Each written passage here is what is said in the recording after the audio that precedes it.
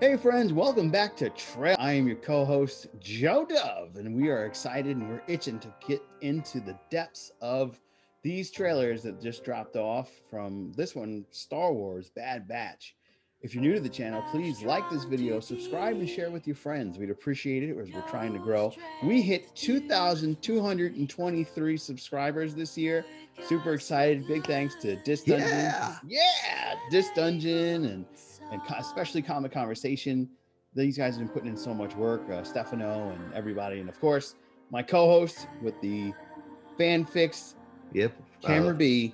I don't get to be in as many as I used to be, but it's nice to be back. It is. It's good to have you back. We have a lot of fun doing these, and it's always a joy to have you on the channel. As you can see, the movie theater industry is kind of crumbling. It needs a lot of help, so you can always send some money to tubyscene.com via the PayPal. But let's get into it. The Bad Batch. This looks like a throwdown. It looks like another classic Dave Filoni rescue for the Star Wars franchise. Yeah, it's kind of weird. The animation is not quite Clone Wars. I mean, there's some similarity to it, but it has a little bit of a Fortnite / Battlefront vibe to it. Yeah, it definitely looks like they're stepping the game up. A lot of the characters are really curved. I don't know if you guys have seen a couple of episodes ago where I was describing how a lot of the animation over the last few years has been very boxy, and it's nice to see it more curved and round shapes back to the character. Yeah, I know a lot of like the CGI animated stuff never really had a lot of character. A lot of them looked like PlayStation game characters and stuff like that. Yeah. But now they're starting to incorporate a little bit of 2D stretch and skew into like CGI stuff. Yeah, I'm super excited. I know they've been doing that since Pixar and stuff, and doing like that whole like claymation, like almost puppeteer vibe animation stuff. Yeah. Sealing is kind of having that Filoni effect really works. Yeah, it does. I mean, Jon Favreau and Dave Filoni are just like the dynamic duo of Star Wars. And every time that I'm hearing that they're going to do another project, I'm like, oh, squee! What are they going to do now? Because like, Clone Wars just redeemed Star Wars Episode 3 Revenge of the Sith for me. It just gave me a whole new look at it. I ended up watching Star Wars Revenge of the Sith again because of what they did at the series finale. Oh yeah, Filoni basically saved the prequel trilogy. Yeah, and it looks like they're building up. I saw like that, his interview or his comments on what the prequels meant, and damn, he made Battle of the Fates sound like epic. Yeah, the Duel of the Fates with Qui-Gon and... Yeah, I mean, his whole thing, like, it's the battle for the soul of Anakin and all that other stuff. Battle for the soul of America. And he's like, the fact that Qui-Gon was the one that would have saved Darth Vader and been the father he needed, but because Darth Maul won, he lost the father that he should have had. Right. And then as a result, the universe lost the hero they should have had. Yeah. Until eventually he got his own kid, and his kid saved him. Yeah, there's so much more writing on that than they anticipated. And there was so much more in that movie than some lost that in the sequel trilogy where it had nothing to do with anything. Yeah. Let's not get into that because that's going to be a whole nother can of worms. Don't worry, it's the bad guy's grandkid. Yeah. Oh, because that's a great idea. I was so bummed because I heard some of the alternate endings they didn't use. For what? Matt Smith from Doctor Who as Admiral Thrawn. Oh, wow. That would have been awesome if they... That would have been awesome.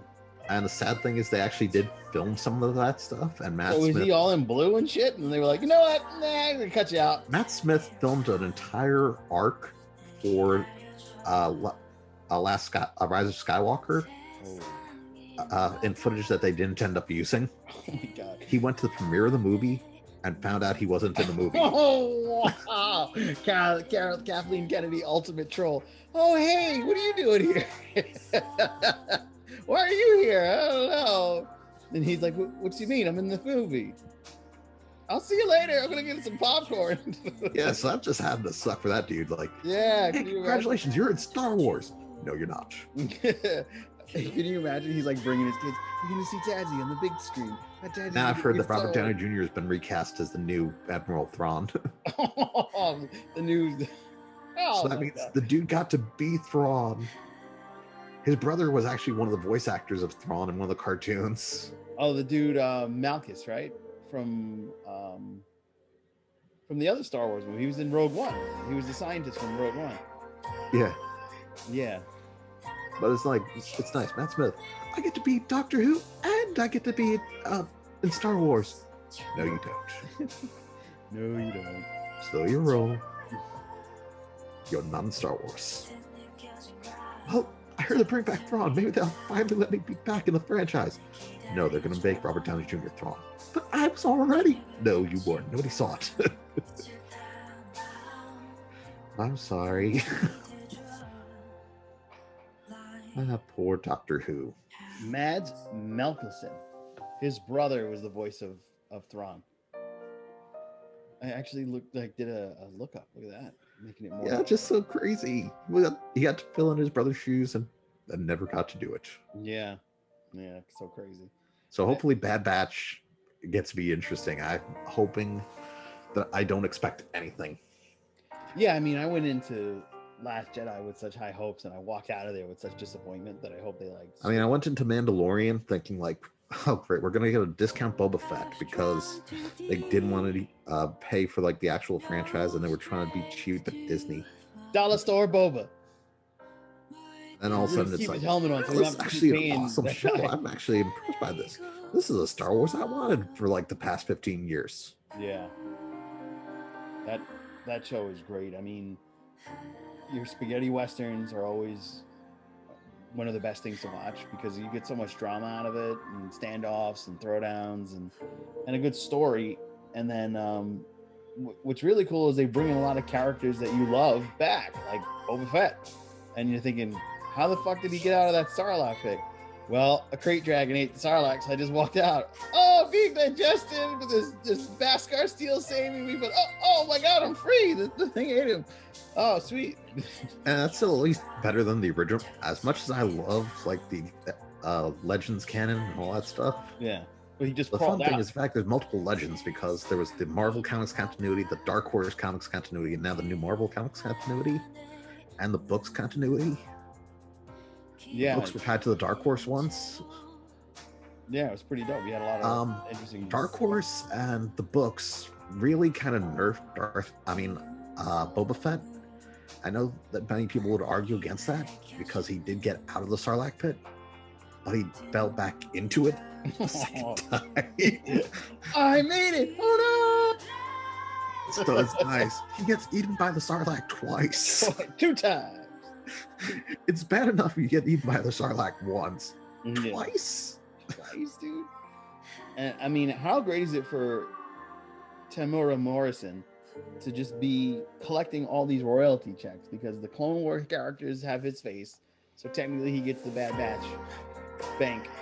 Then the other Star Wars stuff after Attack of the Clones, he just rolling it in, man. He's the face of all the stormtroopers, technically. Yeah, I mean, that's awesome. That's a sweet gig when you can get it. Yeah. Oh, I don't even have to be there? Sweet. Does he do the voiceover for all the characters too, or no?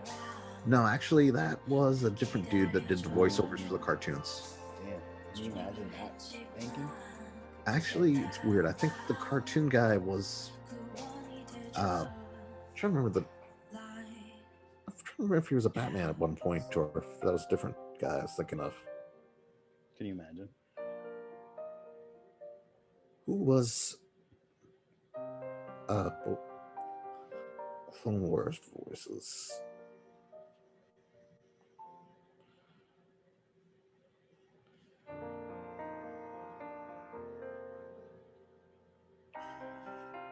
D. Bradley Baker,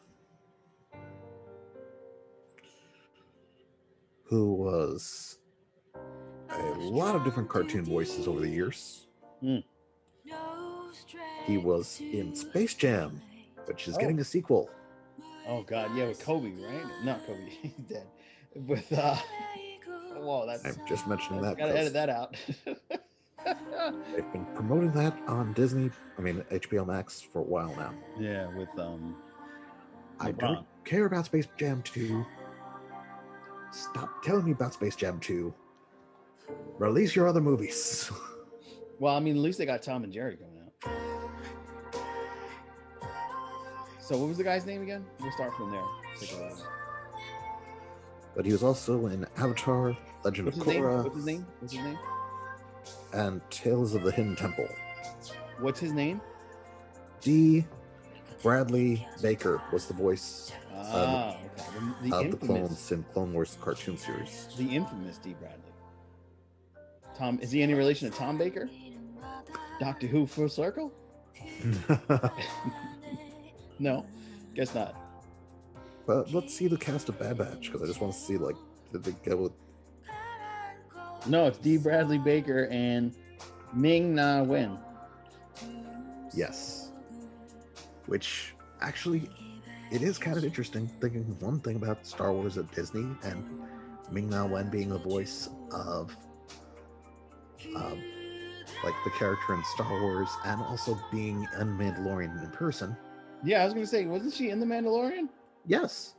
And also, yeah. Another thing people forget is she was a Disney princess. She was Mulan. Wow, she's really coming up. She's getting some dollar bills, y'all. She's getting them double. She was the original Mulan. Ming-Na Wen. That's awesome. You know what else she was? Chun-Li from the Amazing Street Fighter movie. The first day I graced your village was the most important day of your life. Oh. It was a Tuesday. What a terrible movie. Poor Raul Julia's final role was he went out with a bang. It was so cheesy. It was like shoot up the scenery, excellent. Yeah, exactly. That is like a thing like his kids can love for all. Exactly. Look, this is your great grandfather. Struggled to take that cape off. Oh my god! But this Bad Batch looks dope. I mean, you're gonna have another time in the Star Wars universe where we're filling in those gaps between Revenge of the Sith and Rogue One. So they're going to spend a lot of time. I don't know how long the series is going to last. They're going to do a 3 to 5 year series, but filling in those gaps, there's going to be opportunities to maybe have special characters come back, like Mace Windu. I'm back, motherfucker. You thought you cut off my arm and that was it, Anakin? Ah, shit.